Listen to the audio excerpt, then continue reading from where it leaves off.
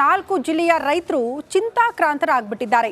ಈಗ DCM DK Shivakumar ಅವರ reaction ಕೂಡ ಬರ್ತಿದೆ. ಯಾರು ಕೂಡ ಯೋಚನೆ ಮಾಡಬೇಡಿ, ಆತಂಕಗೊಳ್ಳಬೇಡಿ, ಏನೂ ಆಗಲ್ಲ ಅನ್ನೋ ರೀತಿಯಲ್ಲಿ ಡಿಸಿಎಂ ಡಿಕೆ ಶಿವಕುಮಾರ್ ಅವರ ರಿಯಾಕ್ಷನ್ ಇದು. ಟಿಬಿ ಡ್ಯಾಂ ನಿರ್ವಹಣೆಯಲ್ಲಿ ಎಡವಿದ್ದೇಕೆ ಸರ್ಕಾರ ಅನ್ನುವಂಥ ಪ್ರಶ್ನೆ. ಕೋಟಿ ಕೋಟಿ ಹಣವಿದ್ರೂ ಕೂಡ ನಿರ್ವಹಣೆಯಲ್ಲಿ ತಿರಸ್ಕಾರ. ಸಿಎಂ ಡಿಸಿಎಂ ಉಸ್ತುವಾರಿ ಸಚಿವರೇ ಎಲ್ಲಿದ್ದೀರಾ ಅನ್ನೋದನ್ನ ಜನ ಪ್ರಶ್ನೆ ಮಾಡ್ತಿದ್ದಾರೆ. ಸಮಸ್ಯೆ ಗಂಭೀರತೆಯನ್ನ ಇನ್ನೂ ಕೂಡ ಅರ್ತಿಲ್ವಾ ಸರ್ಕಾರ? ಕಾಂಗ್ರೆಸ್ ವಿರುದ್ಧ ಕೆರಳಿ ಕೆಂಡವಾಕಿದ್ದಾರೆ ಸಾರ್ವಜನಿಕರು. ಹೊಸಪೇಟೆಯಲ್ಲಿ ಸರ್ಕಾರದ ವಿರುದ್ಧ ರೈತರು ಪ್ರತಿಭಟನೆಗೆ ಮುಂದಾಗಿದ್ದಾರೆ. ಒಂದ್ ಕಡೆ ಡಿಸಿಎಂ ಡಿಕೆ ಶಿವಕುಮಾರ್ ಹೇಳ್ತಾರೆ ಆತಂಕ ಬೇಡ, 4 ದಿನದಲ್ಲಿ ಎಲ್ಲವೂ ಕೂಡ ಸರಿಯಾಗುತ್ತೆ ಅಂತ. ನಾವು ಗಮನಿಸಬೇಕು, ಕಾವೇರಿ ವಿಚಾರ ಅಂತ ಬಂದಾಗ ಎಲ್ಲ ಜನಪ್ರತಿನಿಧಿಗಳಾದಿಯಾಗಿ ನಿಂತ್ಕೊಂಡು ಹೋರಾಟ ಮಾಡ್ತಾರೆ. ಅದನ್ನ ಏನೇ ಸಮಸ್ಯೆಗಳಿದ್ರು ಕೂಡ ಅದನ್ನ ಸರಿ ಮಾಡ್ತೀವಿ ಅಂತ ಪಣ ತೊಡ್ತಾರೆ. ಆದ್ರೆ ಉಳಿದ ಜಲಾಶಯಗಳ ಬಗ್ಗೆ ಈ ಕಾಳಜಿ ಯಾಕಿಲ್ಲ ಅಂತ ಜನ ಪ್ರಶ್ನೆ ಮಾಡ್ತಿದ್ದಾರೆ. ಕಾವೇರಿಯನ್ನ ಮಂಡ್ಯ ಜನರ ಜೀವನಾಡಿ ಅಂತ ಕರಿತೀವಿ. ಬೆಂಗಳೂರಿಗರು ಕುಡಿಯೋದಕ್ಕೂ ಕೂಡ ಅದೇ ನೀರನ್ನ ನೆಚ್ಕೊಂಡಿದ್ದೀವಿ. ಹಾಗಾಗಿ ನಮ್ಮ ಜೀವನಾಡಿ ಕೂಡ ಹೌದು. ಆದ್ರೆ ತುಂಗಭದ್ರಾ ಜಲಾಶಯ, ರಾಯಚೂರು, ಬಳ್ಳಾರಿ, ಹೊಸಪೇಟೆ ಎಲ್ಲ ಜಿಲ್ಲೆಯ ಜನ ಅದೇ ನೀರನ್ನ ನಂಬ್ಕೊಂಡಿದ್ದಾರೆ. ಹಾಗಾದ್ರೆ ಆ ಜಲಾಶಯದ ಬಗ್ಗೆ ನಿಮಗೆ ಕಾಳಜಿ ಇಲ್ವಾ ಅಂತ ರೈತರು ಪ್ರಶ್ನೆ ಮಾಡ್ತಿದ್ದಾರೆ. ಮತ್ತೊಂದು ಅಪ್ಡೇಟ್ ಸಿಗ್ತಾ ಇದೆ. ಟಿಬಿ ಡ್ಯಾಂ ಭದ್ರತೆಯ ಬಗ್ಗೆ ಆತಂಕ ಬೇಡವೇ ಬೇಡ, ಇದು ಡಿಸಿಎಂ ಡಿಕೆ ಶಿವಕುಮಾರ್ ಅವರ ರಿಯಾಕ್ಷನ್. ರೈತರ ಬೆಳೆ ಉಳಿಸುವ ವ್ಯವಸ್ಥೆ ಸಹ ಮಾಡಿದ್ದೀವಿ. ಬೆಂಗಳೂರಿನಲ್ಲಿ ಡಿಸಿಎಂ ಡಿಕೆ ಶಿವಕುಮಾರ್ ಜಲಸಂಪನ್ಮೂಲ ಸಚಿವರು ಕೊಡ್ತಾ ಇರುವ ಹೇಳಿಕೆ ಇದು. 4-5 ದಿನದಲ್ಲಿ ಗೇಟ್ ರಿಪೇರಿ ಆಗುತ್ತೆ ಅನ್ನುವಂತ ಭರವಸೆ ಕೊಟ್ಟಿದ್ದಾರೆ. ನಾಳೆ ಸಿಎಂ ಸಿದ್ದರಾಮಯ್ಯ ಸಹ ಡ್ಯಾಂ ವೀಕ್ಷಣೆ ಮಾಡ್ತಾರೆ, ಅವರು ಕೂಡ ಹೋಗ್ತಾರೆ.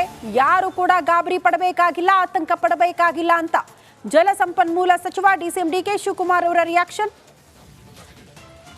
ಇಮಿಡಿಯೇಟ್ ಆಗಿ ಆಕ್ಷನ್ ತಗೊಂಡಿದೀವಿ. ನಾನು ಎಲ್ಲ ಕಾಂಟ್ರಾಕ್ಟರ್ಸ್ ಹತ್ರ ಮಾತಾಡಿದ್ದೀನಿ, ಡಿಸೈನ್ ಎಲ್ಲ ಕಳಿಸ್ಕೊಟ್ಟಿದ್ದೀವಿ.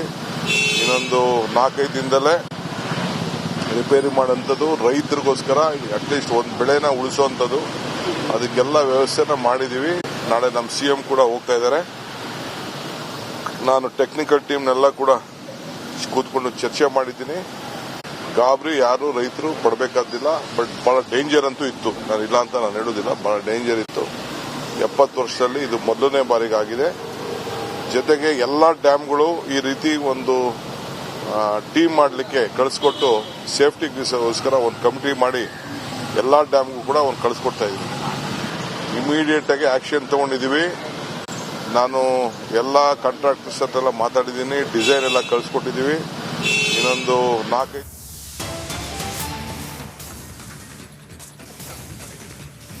ಅಪ್ಡೇಟ್ ಸಿಗ್ತಾ ಇದೆ. Tungabhadra dam crest gate cut ವಿಚಾರಕ್ಕೆ ಸಂಬಂಧಪಟ್ಟಂತೆ ಘಟನೆ ಬಳಿಕ ಎಚ್ಚೆತ್ತುಕೊಂಡಿದೆ ಸಿದ್ದರಾಮಯ್ಯನವರ ಸರ್ಕಾರ. ಎಲ್ಲ ಡ್ಯಾಂಗಳ ಗುಣಮಟ್ಟ ಪರಿಶೀಲನೆ ಮಾಡುವ ಸಾಧ್ಯತೆ ಇದೆ ಅಂತೆ. ತಜ್ಞರ ನೇತೃತ್ವದಲ್ಲಿ ಪರಿಶೀಲನಾ ಸಮಿತಿ ರಚನೆಯ ಮಾಡುವ ಸಾಧ್ಯತೆ. ರಚನೆಯಾದ ಸಮಿತಿಯಿಂದ ಜಲಾಶಯಗಳಿಗೆ ಭೇಟಿ, ವಸ್ತುಸ್ಥಿತಿ ಅವಲೋಕನ, ಏನ್ ಮಾಡಬೇಕು, ಎಲ್ಲ ಜಲಾಶಯಗಳ ಪರಿಸ್ಥಿತಿಯನ್ನು ಎಲ್ಲದರ ಬಗ್ಗೆ ಕೂಡ ಆ ಸಮಿತಿನೇ ಗಮನ ಹರಿಸುತ್ತೆ ಅಂತ ಹೇಳಲಾಗ್ತಾ ಇದೆ.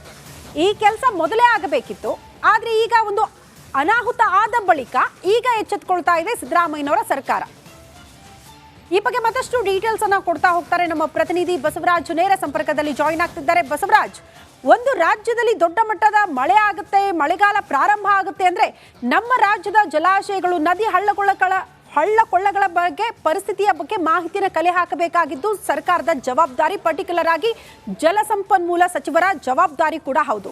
ಬಟ್ ಈಗ ಒಂದು ಅನಾಹುತ ಆಗುತ್ತೆ, ಈಗ ಅಲರ್ಟ್ ಆಗ್ತೀವಿ, ಈಗ ವಸ್ತುಸ್ಥಿತಿಯನ್ನು ಅವಲೋಕನ ಮಾಡ್ತೀವಿ ಅಂದ್ರೆ ಎಷ್ಟರ ಮಟ್ಟಿಗೆ ಸರಿ ಅನ್ನೋದು ಪ್ರಶ್ನೆ. ಅಟ್ಲೀಸ್ಟ್ ಸಮಾಧಾನ ಏನಂದ್ರೆ ಈಗಲಾದ್ರೂ ಎಚ್ಚೆತ್ತುಕೊಳ್ತಾ ಇದೆಯಲ್ಲ ಸರ್ಕಾರ ಅಂತ.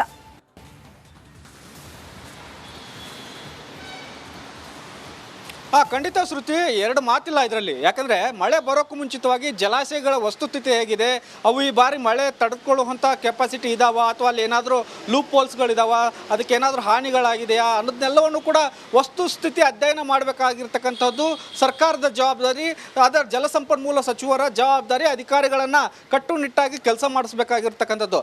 ಆದರೆ ಅನಾಹುತ ಆದ ಬಳಿಕ ಎಚ್ಚೆತ್ತುಕೊಳ್ಳತಕ್ಕಂಥ ಕೆಲಸಗಳನ್ನ ರಾಜ್ಯ ಸರ್ಕಾರ ಮಾಡ್ತಾ ಇದೆ ಅನ್ನೋದಾದರೆ ಇದು ಅವರ ವೈಫಲ್ಯಕ್ಕೆ ಹಿಡಿದ ಕನ್ನಡಿ ಮತ್ತು ರಾಜ್ಯ ರಾಜ್ಯ ಸರ್ಕಾರದ ವಿರುದ್ಧ ಆಕ್ರೋಶಗಳು ವ್ಯಕ್ತವಾದ ಬೆನ್ನಲ್ಲೇ ಈಗ ಕಮಿಟಿ ಮಾಡೋಕೆ ಹೊರಟಿರ್ತಕ್ಕಂಥದ್ದು. ಈ ಕಮಿಟಿಯನ್ನು ಕಳೆದ 3-4 ತಿಂಗಳ ಹಿಂದೆನೇ ಮಾಡಬಹುದಿತ್ತಾಗ ಬೇಸಿಗೆ ಇತ್ತು.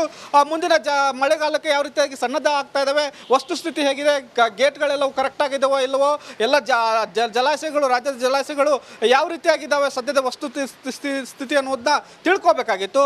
ಆದರೆ ಈಗ ಗೇಟ್ ಏನು ಮುರಿದಿದೆ ತುಂಗಭದ್ರಾ ನದಿದು, ಆ ಗೇಟ್ ಮುರಿದ ಬಳಿಕ ಈಗ ಜಲಸಂಪನ್ಮೂಲ ಸಚಿವರು ಡಿ ಕೆ ಶಿವಕುಮಾರ್ ಎಚ್ಚೆತ್ತುಕೊಂಡಿದ್ದಾರೆ. ಕಮಿಟಿ ಮಾಡ್ತಾ ಇದ್ದಾವೆ. ಕಮಿಟಿ ಎಲ್ಲ ಜಲಾಶಯಗಳೇನು ರಾಜ್ಯದ ಎಲ್ಲ ಜಲಾಶಯಗಳಿದಾವಲ್ಲ ಅಲ್ಲೆಲ್ಲಕ್ಕೂ ಭೇಟಿ ಕೊಟ್ಟು ಅಲ್ಲಿಯ ವಸ್ತುಸ್ಥಿತಿ ಹೇಗಿದೆ ಅನ್ನುವಂಥದ್ದನ್ನು ಮಾಹಿತಿ ತರಿಸ್ಕೊಂಡು ಮುಂದಿನ ಮಳೆಗಾಲದಷ್ಟೊತ್ತಿಗೆ ನಾವು ಸನ್ನದ್ಧರಾಗ್ತೇವೆ ಅನ್ನುವಂಥ ಮಾತುಗಳನ್ನು ಹೇಳ್ತಾ ಇದ್ದಾರೆ. ಅಂದರೆ ಈಗ ಆಗಿರೋದು ಆಗೋಗಿದೆ, ಮುಂದೆ ನಾವು ಎಚ್ಚೆತ್ತುಕೊಳ್ತೇವೆ ಅನ್ನುವಂಥ ಮಾತನ್ನು ಹೇಳ್ತಾ ಇದ್ದಾರೆ. ಇದಕ್ಕೆ ಸಾಕಷ್ಟು ಆಕ್ರೋಶಗಳು ಕೂಡ ವ್ಯಕ್ತವಾಗ್ತಾ ಇದೆ. ಕೊನೆಗೂ ಕೂಡ ರಾಜ್ಯ ಸರ್ಕಾರ ಎಚ್ಚೆತ್ತುಕೊಳ್ತಾ ಇದೆಯಲ್ಲ, ಒಂದು ಕಮಿಟಿ ಮಾಡಿ ಅದಕ್ಕಾದ್ರೂ ಒಂದು ಖುಷಿ ಪಡಬೇಕಾದಂತಹದ್ದು. ಆದರೆ ಮುಂದಿನ ಬಾರಿ ಈ ತರಹ ಅನಾಹುತಗಳಾಗದ ಹಾಗೆ, ರಾಜ್ಯಕ್ಕೆ ಒಂದಷ್ಟು ನಷ್ಟ ಉಂಟಾದ ಹಾಗೆ ತಡಿಬೇಕಾಗಿರ್ತಕ್ಕಂಥದ್ದು ರಾಜ್ಯದ ಕೆಲಸ. ಆದರೆ ಈ ಕಮಿಟಿ ಮಾಡಿ ಅದನ್ನು ಮುಂದಿನ ಬಾರಿ ಎಲ್ಲ ಜಲಾಶಯಗಳನ್ನು ಉಳಿಸಿಕೊಳ್ಳುವ ನಿಟ್ಟಿನಲ್ಲಿ ರಾಜ್ಯ ಸರ್ಕಾರ ಗಮನ ಹರಿಸಬೇಕು. ಶ್ರುತಿ. ಓಕೆ ಬಸವರಾಜು, ಧನ್ಯವಾದಗಳು ತಮ್ಮೆಲ್ಲ ಮಾಹಿತಿಗೆ. ಒಟ್ಟಿನಲ್ಲಿ ತುಂಗಭದ್ರಾ ಜಲಾಶಯದ crest gate chain link cut ಆಗದ ಬಳಿಕ ಸರ್ಕಾರ ಅಲರ್ಟ್ ಆಯಿತು. ಒಬ್ಬೊಬ್ಬರ ರಿಯಾಕ್ಷನ್ ಈಗ ಬರೋದಕ್ಕೆ ಪ್ರಾರಂಭ ಆಗ್ತಾ ಇದೆ.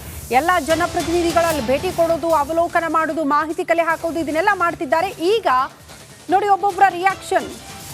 4 ವರ್ಷ ಬಿಜೆಪಿ ಸರ್ಕಾರವಿತ್ತು ಅಂತ ಈಶ್ವರ್ ಖಂಡ್ರೆ ಅವರು ಆರೋಪ ಮಾಡ್ತಿದ್ದಾರೆ. ಬಿಜೆಪಿ ಸರ್ಕಾರವೇ ಸರಿಯಾಗಿ ನಿರ್ವಹಣೆ ಮಾಡಬೇಕಾಗಿತ್ತು, ಅವ್ರು ನಿರ್ವಹಣೆ ಮಾಡಲಿಲ್ಲ. ಕ್ರಸ್ಟ್ ಗೇಟ್ ಕಟ್ಗೆ ಬಿಜೆಪಿ ಕಡೆ ಬೊಟ್ಟು ಮಾಡಿದ್ದಾರೆ ಖಂಡ್ರೆ. ರಿಪಬ್ಲಿಕಾನದಲ್ಲಿ ಸಚಿವ ಈಶ್ವರ್ ಖಂಡ್ರೆ ಅವರ ಎಕ್ಸ್ಕ್ಲೂಸಿವ್ ಮಾತು. ಅನಾಹುತ ಆದ ಬಳಿಕ ಇದು ನಮ್ಮ ಅವಧಿಯ ಎಲ್ಲ ಆಗಿಲ್ಲ, ಹಿಂದಿನ ಅವಧಿಯವರೇ ಮಾಡಬೇಕಾಗಿತ್ತು, ಅವ್ರು ಮಾಡಿಲ್ಲ ಅನ್ನುವಂಥ ಆರೋಪ. ಇಂಥ ಆರೋಪ ಪ್ರತ್ಯಾರೋಪಗಳು ಈಗ ಕೇಳೋದಕ್ಕೆ ಸಿಗ್ತಾ ಇದೆ. ವ್ಯಕ್ತವಾಗ್ತಾ ಇದ್ದಾವೆ. ಈ ಬಗ್ಗೆ ಮಾತನಾಡೋದಕ್ಕೆ ಕಲ್ಯಾಣ ಕರ್ನಾಟಕದ ಹಿರಿಯ ನಾಯಕರು ಮತ್ತು ರಾಜ್ಯದ ಸಚಿವರಾದಂತಹ ಈಶ್ವರ್ ಖಂಡ್ರೆ ಇದ್ದಾರೆ. ಅವ್ರನ್ನ ಮಾತನಾಡ್ಸೋಣ. ಸರ್, ಕಲ್ಯಾಣ ಕರ್ನಾಟಕ ಭಾಗದ ಆಸ್ತಿ ತುಂಗಭದ್ರಾ ಡ್ಯಾಮು. ಆ ಭಾಗದ ಡ್ಯಾಮ್ದ ಗೇಟ್ ನಂಬರ್ 19 ಕೊಚ್ಕೊಂಡು ಹೋಗಿದೆ. 60 TMC ಇದ್ದಂಥ ನೀರು ಖಾಲಿ ಆಗ್ತಾ ಇದೆ. ಅಲ್ಲಿಯ ರೈತರು ಆತಂಕಕ್ಕೊಳಗಾಗಿದ್ದಾರೆ. ಸರ್ಕಾರ ಏನು ಸ್ಪಷ್ಟನೆ ಕೊಡುತ್ತೆ ಅನ್ನೋದು?